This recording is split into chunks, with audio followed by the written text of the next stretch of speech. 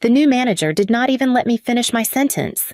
One moment I was outlining a safer alternative for the drainage redesign, and the next his voice cut through the meeting like a warning shot.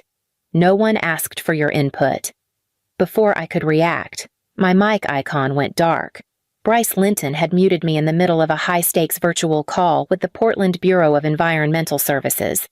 I pressed the unmute button once, then again. Nothing. My own name blinked on the screen as if mocking me. Bryce kept talking, confident and loud, presenting the method I had been trying to correct. Our traditional approach remains the most reliable option, he said. Junior staff often overcomplicate things. My pulse thudded in my ears. I could see the client, a senior project coordinator named Marshall Avery, tilt his head slightly. He waited for Bryce to finish, then gave a slow, unexpected smile. Actually, I would like to hear more from... He leaned closer to his monitor, reading the names displayed along the bottom of the call. His gaze stopped. His expression shifted, and then he stood up. Fiona Hale. The way he said it made the entire team go silent.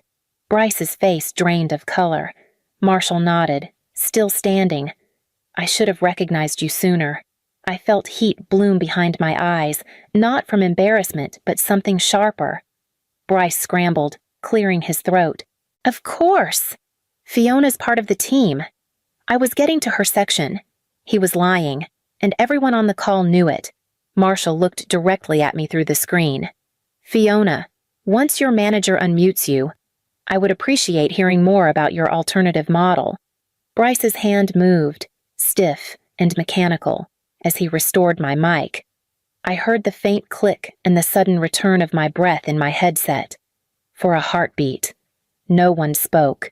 My name, my real name, had cracked the entire meeting open.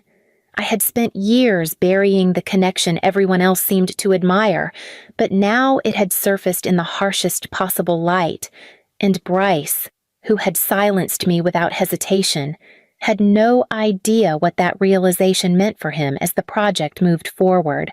When the meeting ended, the echo of Marshall Avery saying my name stayed with me like a hand on my shoulder. Fiona Hale. He had said it the same way people used to say it when I was a child.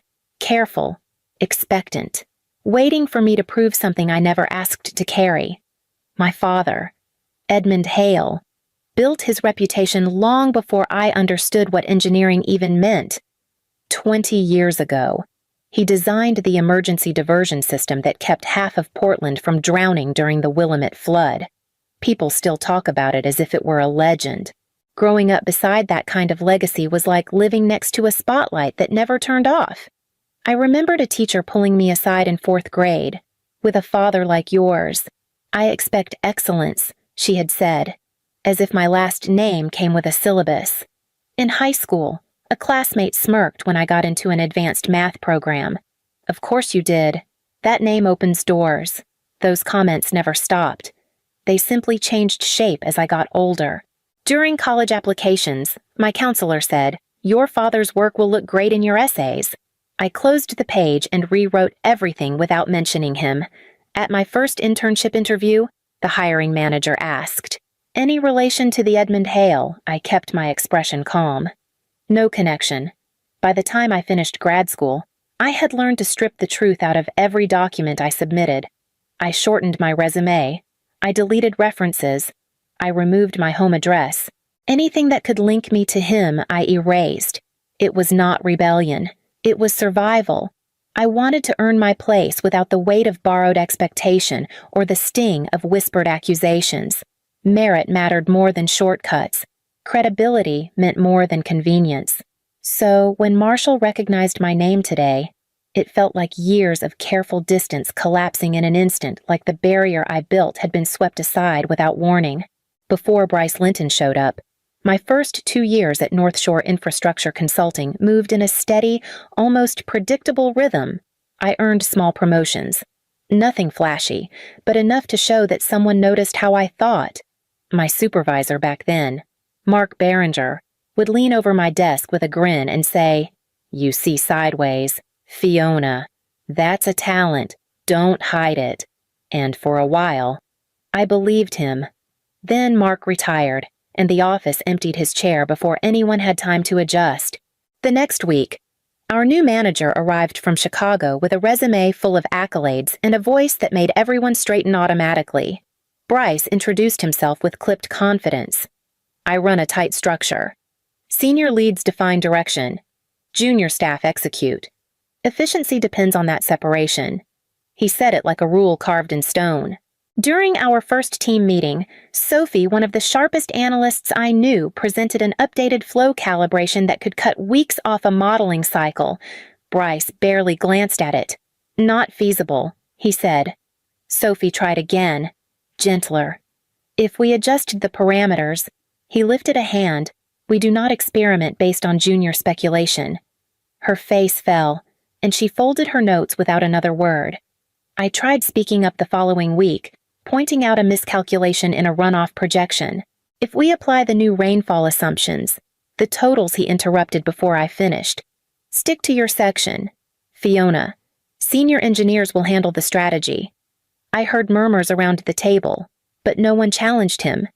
Bryce treated hierarchy as if it were physics unchangeable, unquestionable. And the more he spoke, the more the team shrank into silence. Over the next months, the pattern hardened. Every idea from a junior was brushed aside. Every suggestion from a woman earned an extra layer of skepticism. And every time I opened my mouth, Bryce cut the air between us like he was trimming the conversation into shape.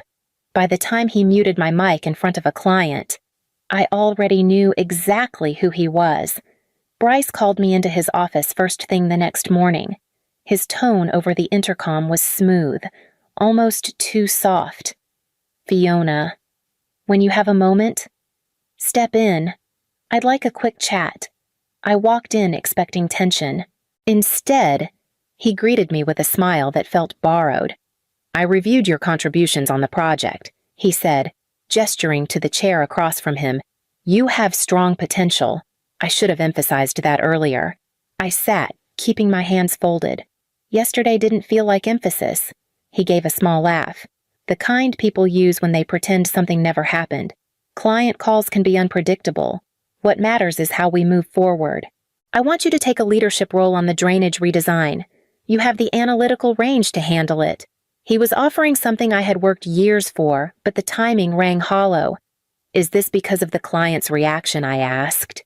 His smile stiffened. This is about your qualifications. I said nothing, letting silence fill the space. Bryce leaned closer, lowering his voice. Let's avoid any surprises in front of clients from now on. They expect unified messaging. When junior staff speak out of turn, it complicates things. There it was, the warning wrapped in professionalism. We need to control how information flows, he continued. If you take this role, I expect you to coordinate with me before presenting any alternate approaches.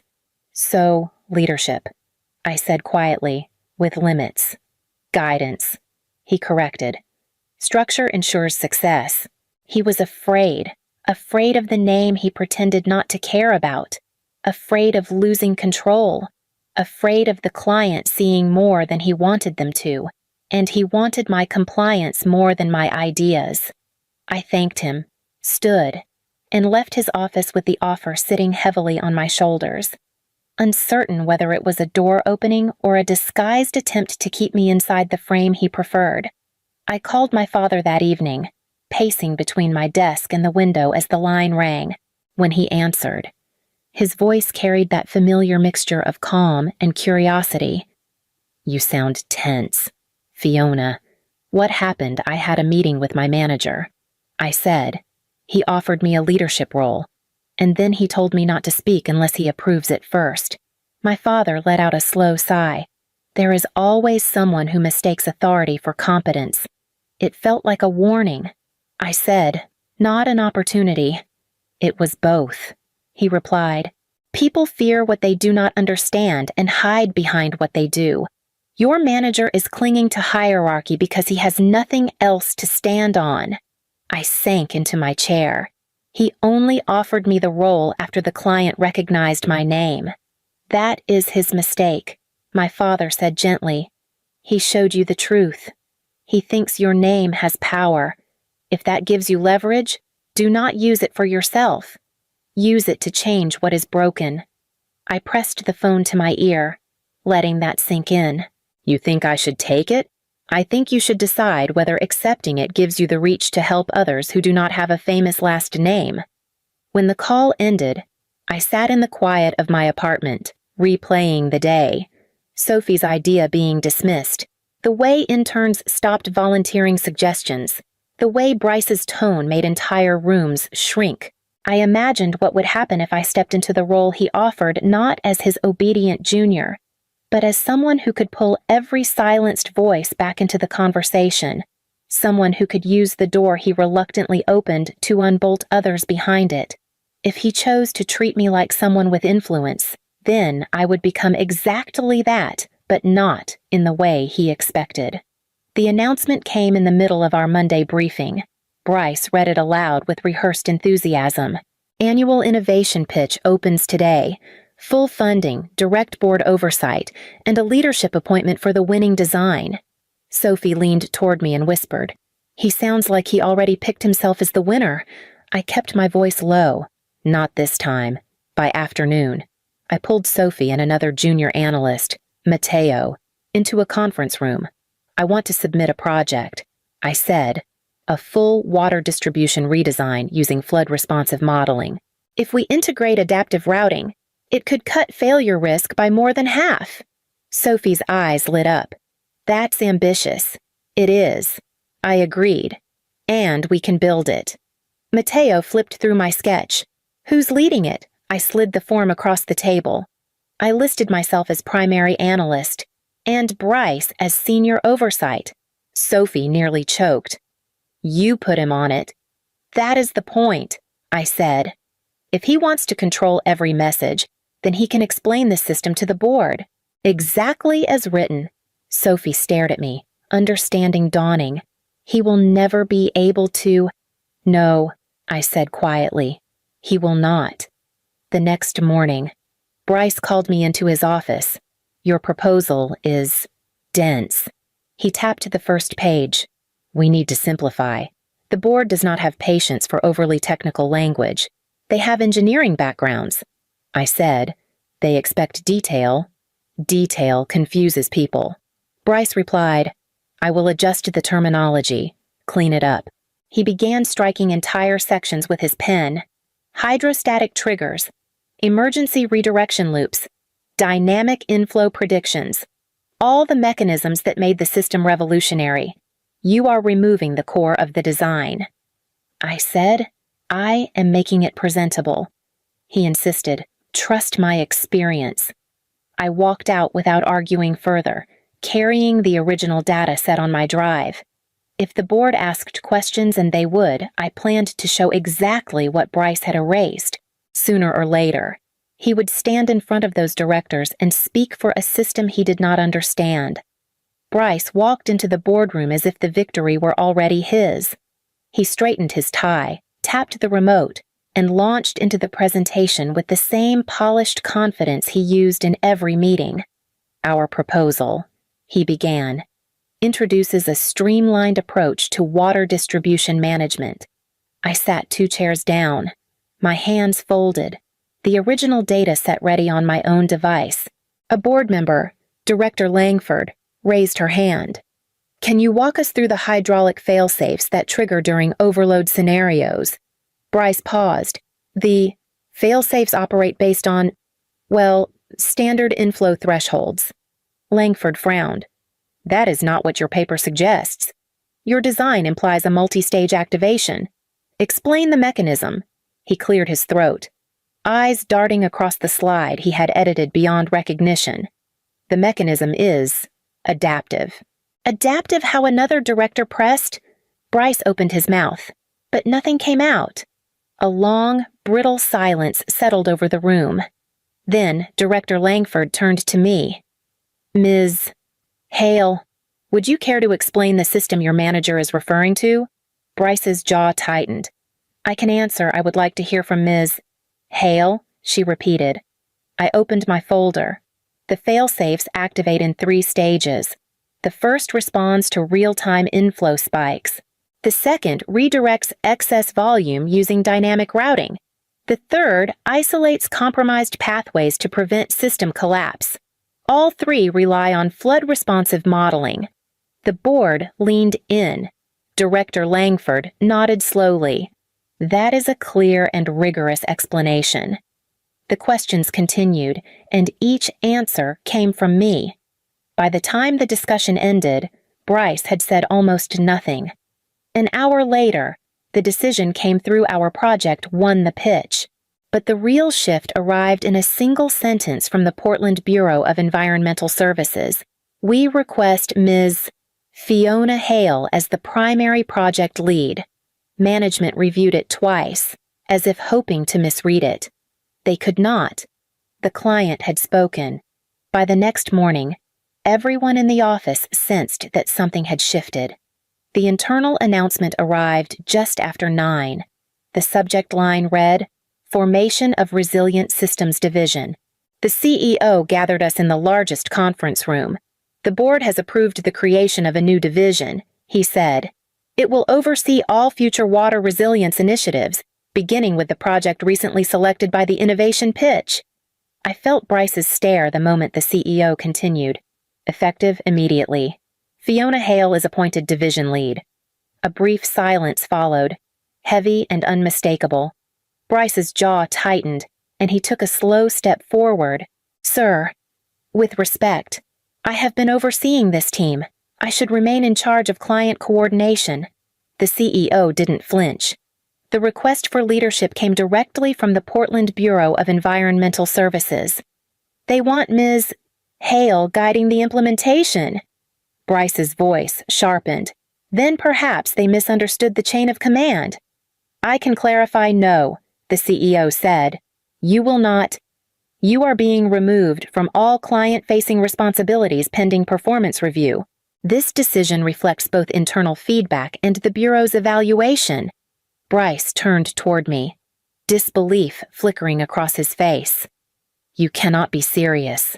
The CEO closed the folder in front of him. The matter is settled.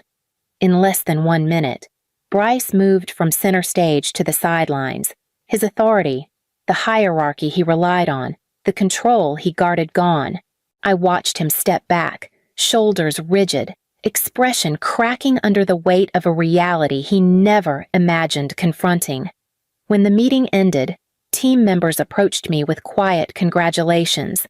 But Bryce slipped out the door without a word. The line had been drawn, and he was standing on the wrong side of it. 3 weeks after the announcement, Bryce appeared in my doorway. He didn't knock.